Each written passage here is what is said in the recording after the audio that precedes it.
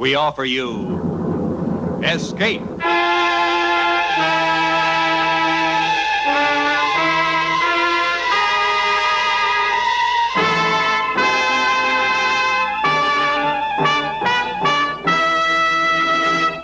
Escape with us now to the Old West and the unusual story of a merciless professional killer, as Ernest Haycox tells it in Wild Jack Rhett.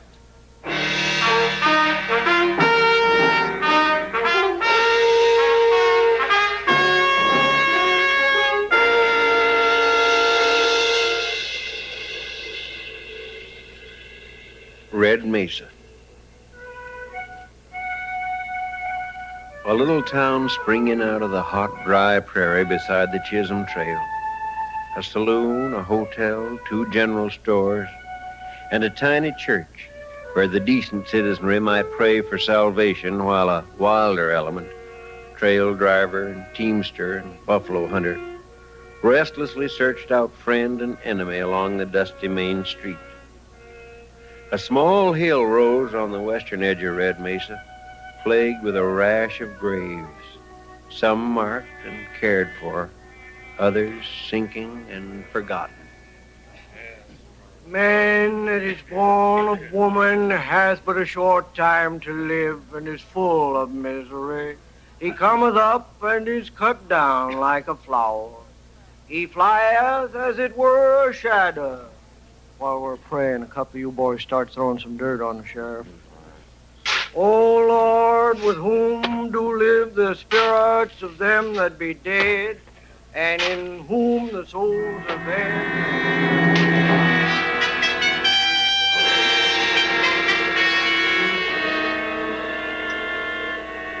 And that same evening, a committee of the leading citizens of Red Mesa gathered together at Mayor Wayne's home to decide upon a new sheriff. All right, gentlemen, sit down and let's get this settled. Gentlemen, to make this town a decent place for our women folk and children, we've got to have a Sheriff Todd Mallon and his kind can't kill. We need the toughest gunfighter available. And I want to propose... Just a minute, Mayor Wayne. Let me speak. All right. Go ahead, Bo Allen. I don't think we should get all upset just because we lost another sheriff. Jim Speed worked out fine for Red Mesa. All we need is another sheriff just about like him. I expected that, Bo Allen. All you look out for is to keep that saloon of yours full of anybody who'll buy whiskey and gamble. I still propose we reform this town by sending for a man some of you may have heard of, Jack Rhett. Gentlemen, I do want my saloon full. And full of the only men who'll bring any money at all into Red Mesa. Cowpunchers coming up the Chisholm Trail with Texas cattle. Thirsty men on the prod from a long drive. But you give them Jack Rhett instead of a little fun, and this town will go broke. We'll chance that, Bo Allen. We'll chance that. What about Matt Travener? What's he got to say? I've nothing to say, gentlemen. As U.S. Deputy Marshal for the district, my job is strictly outside Red Mesa. You run your town any way you like. I'll handle the surrounding territory. Know anything about Jack Rhett, Travener? Just by reputation, professional town tamer, and I've heard he's the most cold-blooded killer ever drew a gun. Travener's right. We can't afford a man like that here. Let's put it to a vote, gentlemen. All in favor of sending for Jack Rhett, raise their right hand. 5-1. The matter is settled, gentlemen. Good night. Yeah, good night. Hi, Wayne. You'll wait and see Mary, Travener? If you don't mind, Mayor. Of course. Sit down. She'll be out in a minute. Well, boy, Ellen is pretty mad. But after Jack Rhett is here for a while, at least there'll be less gunfighting. Be less anyway if Todd Mellon were out of the way. He sets a bad example. He's a hard man to catch. Well, you've done all you can, Travener. There's just too much territory around here for Mallon and his gang to lose themselves in. He'll have to be taken by a town officer, and I think Rhett is the man to do it, if Mallon comes to town again. He'll come, Mayor. The word gets out that Rhett is sheriff here, Mallon will have to face him or lose his reputation with his own men. Good evening, Father. Hello, Matt. Good evening. Hello, darling. Well, Matt Travener, aren't you going to kiss me? Of course, sure. Here. Mary. What a shameless wench you are. Oh, Father, you're old-fashioned. After all, we're engaged. Your mother, God rest her soul, didn't behave like that when we were engaged. The war changed things, Father. I know, but not for the better. Well, I'm off to bed. Don't stay up too late now. Good night. Good night, Father. You look worried, Matt. Do I? Tell me about it. Well, it's just that they're sending for a new sheriff. A legal killer named Rhett. He has quite a reputation, and there'll always be men to challenge it. That means more gunfighting. Is that it? I'm afraid so. It's a bloody way to peace, Mary. I know. Let's not worry about it now. Come on, I'll fix some coffee for us.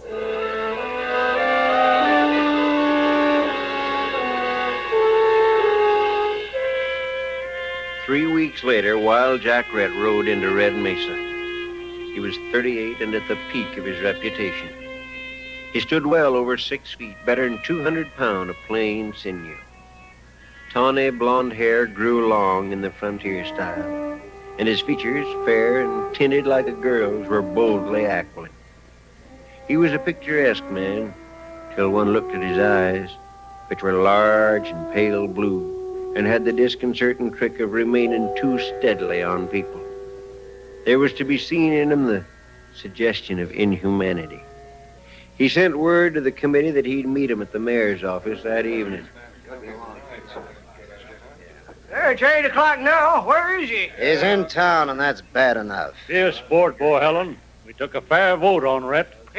Here he comes now.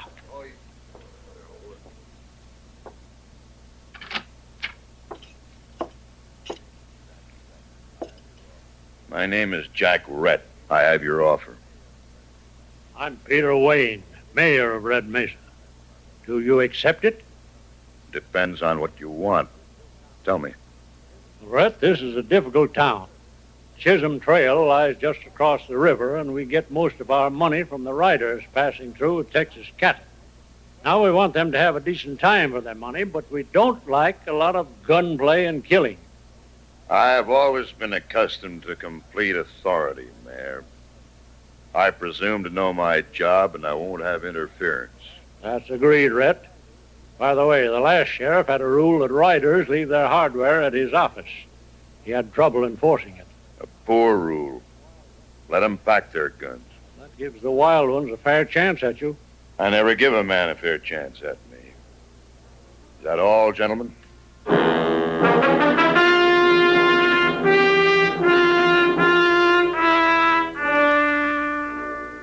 Bo Helen's saloon was the usual deadfall, with a huge bar along one side of the room and gaming tables toward the rear. Next morning, Bo Helen stood tapping the mahogany of the bar with his fingertips, staring thoughtfully at nothing. Good morning, Bo Helen. It's noon, Samus. Huh? Oh, sure. Draw me a beer, Mike. Where's the new sheriff, Bo Helen? Over there at the corner table. Came in just before you did. Uh-huh. Barkeep, bring me a cigar, a glass of rye. Yeah. Now he's going to clean and reload his 6 guns, one at a time. By golly, he is. How'd you know? It's an old gunman's trick to impress the citizens. But there's no one here except you and me. Then it's to impress me. Don't I?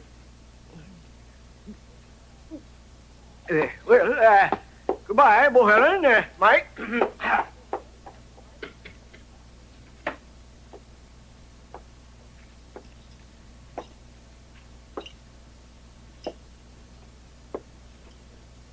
You've got something to say to me, Bo Helen? Yes, I have. You're smart, Red. I recognize that. But your record for killing is too severe, and my business depends on an open town. Now, the reform element got you, and I'll go along for now. But just remember one thing. I can break you, Rhett, any time. I was waiting for that, Bo Helen. Well, then I guess we understand each other. Hello. Oh, any luck, Matt? Just a morning's ride. Matt, here's Jack Rhett. Rhett, this is Mac Travener, U.S. Deputy Marshal for the district. Glad to know you, Rhett. You're young. Don't be misled. Rhett, your job is in town, mine is everything outside. So I'll either back you up here in Red Mesa or leave you strictly alone. I'll handle Red Mesa. All right. One more thing. I want Todd Mallon. If he comes to town again, he'll have to be taken.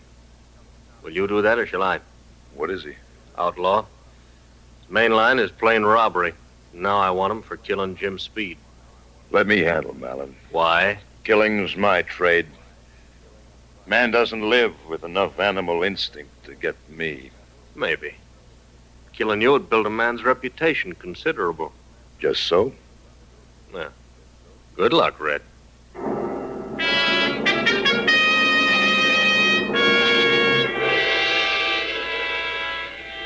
There was peace for a full week in Red Mesa. And then on Saturday night, Matt Travener's prediction came true. Jack Rhett was at his customary post just opposite Bohelen's saloon, in a chair on the porch of the Chinook Hotel, obscured by the shadows and watching the crowd, his cold, pale eyes half concealed by cigar smoke. Trouble found him thus. Evening, Sheriff. Good evening, ma'am. Keeping an eye on the boys, huh?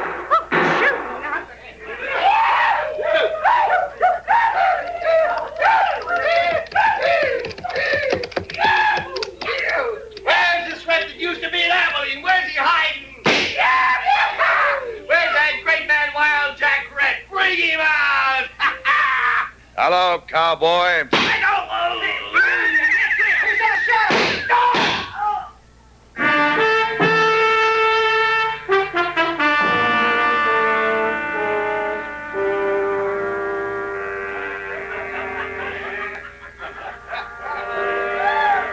That's a lot of killing for one sheriff. 3 men. I don't like it. Forget it, friend. Have a drink and forget it. You're Bohelen, ain't you? That's right. Come on now, have one on the house. Mike, fix him up. I can pay for my liquor. Yeah, You never gave him a chance. What kind of sheriff you got stands in a shadow and kills 1 man, and then jumps 50 feet from his gun flash and shoots down 2 more? Those boys never had a chance at him. Just drink your drink, cowboy. That was the most merciless killing I ever seen. He's a butcher. I wish I'd gunned him. Up!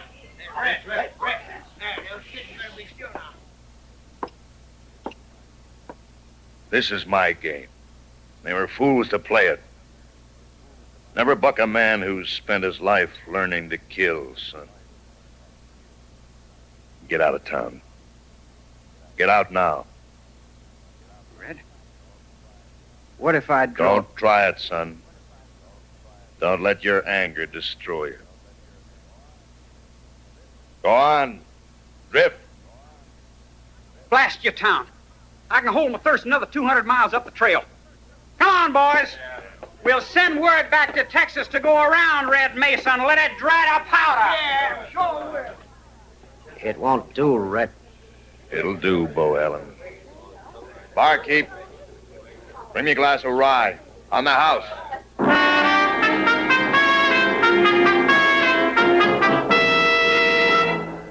Rhett stood with his back to the bar, holding his drink and a thin black cigar carefully in one hand.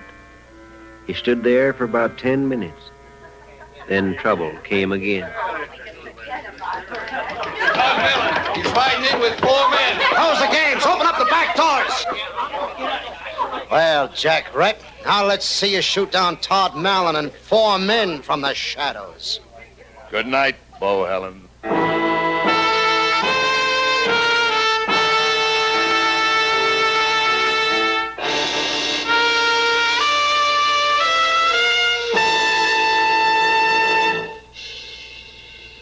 When word came to Bohelen's saloon that Todd Mallon was riding into Red Mesa with 4 men, Jack Rhett simply walked out, crossed the street to his office, sat down and waited. 20 minutes later, Todd Mallon had arrived and departed. Not a shot fired. Then Jack Rhett went quietly to bed. But early Sunday morning, he was back in his office. Come in. Morning, Rhett. Well, Travener, There's talk, Rhett. I expect that. Now, Rhett, you told me you'd handle Mallon if he came to town. Yes, Travener. Well, they say Mallon rode into town last night with 4 men, rode right up to this office, got down, came inside. That you and he stood here with this desk between you talking. And then a few minutes later, Malin left and rode out of town. I play the game my own way, Traveler. And I don't want interference from anybody. People are saying maybe you and Malin made a deal of some kind. Well, now, somebody's breaking the Sabbath. Know who it could be, Traveler? No, I don't. That's a rifle. Sounds like one of those 7-shot Spencers. And it's old Hack Crow. Who's he? An old trapper. Comes to town every few months, sells his furs, gets drunk, goes a little crazy. Jim Speed always laid him away in jail to sober. Yeah, I'll take a look. You better stop him, Rhett. He's only got 2 shots left. That'll satisfy him. I doubt if he'll reload. And if he notices us and decides to shoot? Then I'll have to kill him. Hey, who's that coming out of Bohelen's? Ewald Bay, gambler. He's a fool. Now he's getting his horse. You gonna stop him, Rhett? No, let him go. Rhett, the town is your territory, and I won't interfere. But why did you refuse a fair shot at Hack Crow? Ewald Bay is dead. Which is the more useful citizen, Traveler? Crow or Bay? West is full of gamblers.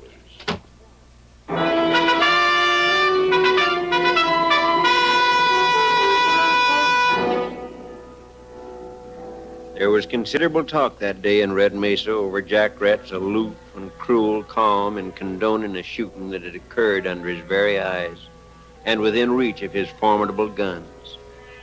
Then, mid-afternoon, a rider came up from the prairie and reported finding old Hack Crow dead in a coulee, dry gulched and robbed. Mayor Wayne heard about it and went to Bohelen's saloon to hear more. Well, good evening, Mayor. Hello, Bohelen. Shot of brandy. And what do you think of your great Jack Rhett now, Mayor? It looks bad. Now, look, Mayor. Everyone knew Hack Crow carried his profits in his pocket. Always did that. So Rhett allowed him to leave, and Todd Malin and his men were waiting for him in the coulee. It's as simple as that. You have no proof of that, Bohelen. No? And why didn't Rhett take Malin when he rode in here last night? Because they made a business arrangement, that's why. Well, it doesn't look good, but shh. There's Rhett now. Barkeep, glass of rye. I don't want to talk to him yet. I'm leaving. Good night, Bohelen. Good night, man. Mike, give me that rye. I'll take it over to the sheriff myself.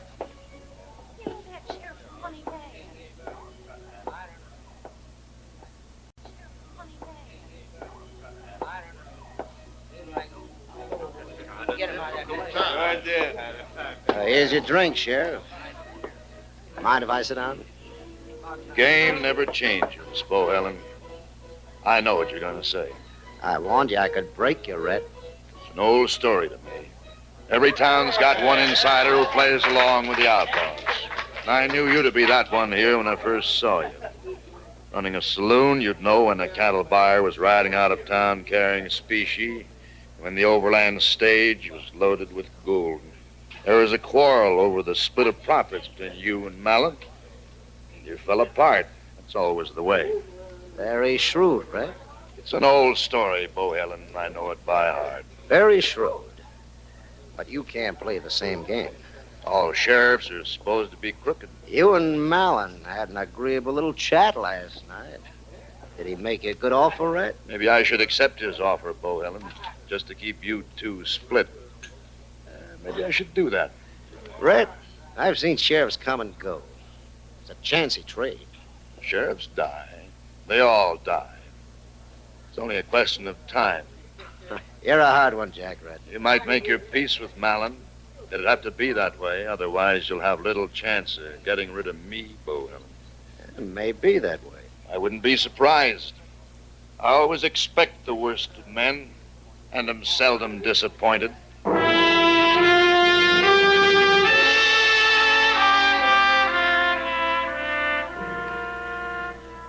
It was turning dark as Jack Rhett left Bohelen's saloon. Crossing the street, he walked into his office, but continued on out through the back door. few minutes later, he stood in the gathering shadows opposite the OK stable and watched Bo Helen ride out and drift into the prairie to the south. He knew now what to expect. It would happen soon, perhaps tomorrow. He returned to his office and slept the night there.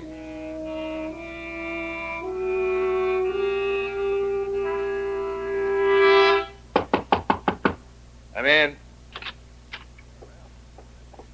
Well. Morning. Rhett, I want you to meet Mary Wayne. Miss Wayne, very proud. I wanted to know you. To meet him, Mary, not to know him. Rhett lives in a closed world. See that? I have no friends. We're to be married on Thursday, Mr. Rhett. I should like you to be there. I'd be most happy. Thank you. Now, Mary, would you wait outside? I got some business to discuss with the sheriff. Of course, Matt. But don't be long. Goodbye, Mr. Rhett. Bye, Miss Wayne. Rhett, this afternoon I'm leaving to find Todd Mallon. You had your chance, but you let him go. Wait, Traveler. Wait. I've tried patience, Rhett, and I'm a poor hand at it. Traveler, you have a fine girl. If it's not presuming, let me congratulate you, compliment her. Thank you. Was that all? I'll take care of Mallon. Give me a little time. It's my job. Rhett, I want to believe you. No man wearing a star should believe anybody. It's a weakness. Haven't I told you? Blessed if I quite understand you, Rhett. And understand this. Every man has his time. When it comes, he knows it. There's no turning back.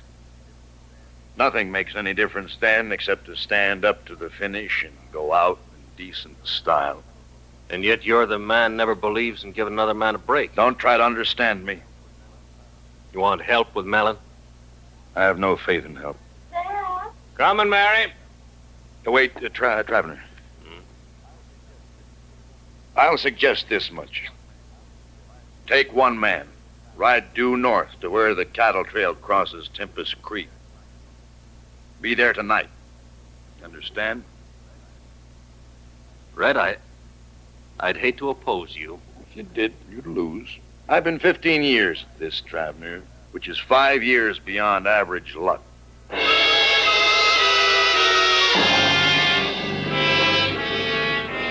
That evening, Jack Rhett took up his post on the porch of the Chinook Hotel, dressed in his best, a hard white shirt, a blood-red Windsor tie, and a suit of black broadcloth swelling around the big, uncompromising shoulders. He sat there calm behind the smoke of his cigar, waiting. Full moon tonight, Sheriff.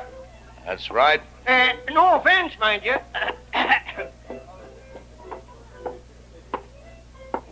Good evening, Rhett. Hello, Mayor Wayne. Mayor, have you seen Traveler? He rode north this afternoon. Be back tomorrow, he said. Good. Where's the sheriff? Here I am. Red, listen, I just come up South Creek and Todd Mallon and 6 men were only a quarter mile behind me, heading into town. All right, friend. Take cover. Yeah, sure. Rhett stood up and moved into the shadow at the end of the hotel porch.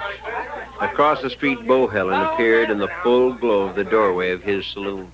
I'm out in the dark to meet your prince, Jack Rhett. What are you afraid of? It's Solon Mallon riding in to see you. Thieves fall out, but the urge for profits brings them together again. You should have known it, Rhett. Nothing surprises me. Well, there you are, Rhett.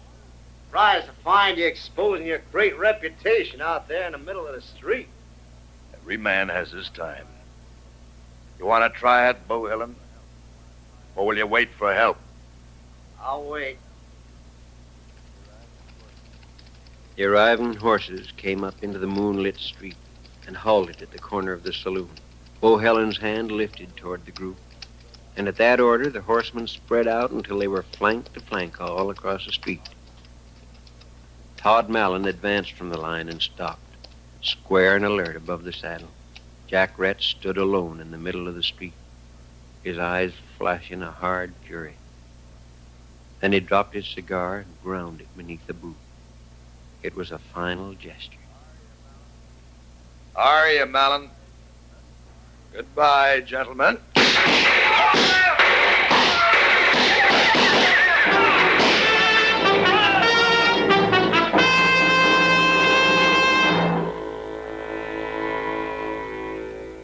Next day, Red Mesa buried some more men out on the hill and talked of Jack Rhett, who was more of a mystery to them now than when living, to all of them but one, Matt Travner.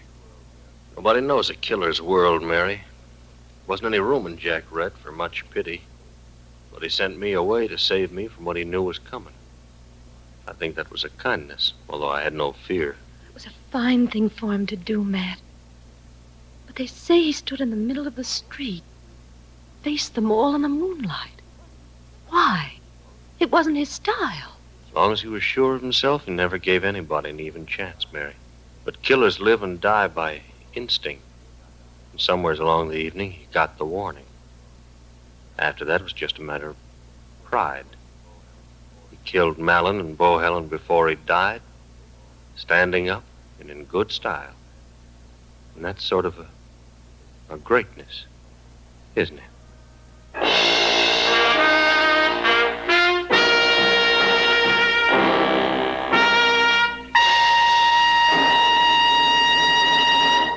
Under the direction of Norman MacDonald, Escape has brought you Wild Jack Rhett by Ernest Haycox, especially adapted for radio by John Meston. Jack Rhett was played by John Daner, with Larry Dobkin as Matt and Lou Krugman as Bohelen. Parley Bear was the narrator. Featured in the cast were Junius Matthews, Russell Simpson, Gene Bates, Paul Dubov, and Sam Edwards. The special music for Escape was composed and conducted by Ivan Ditmars.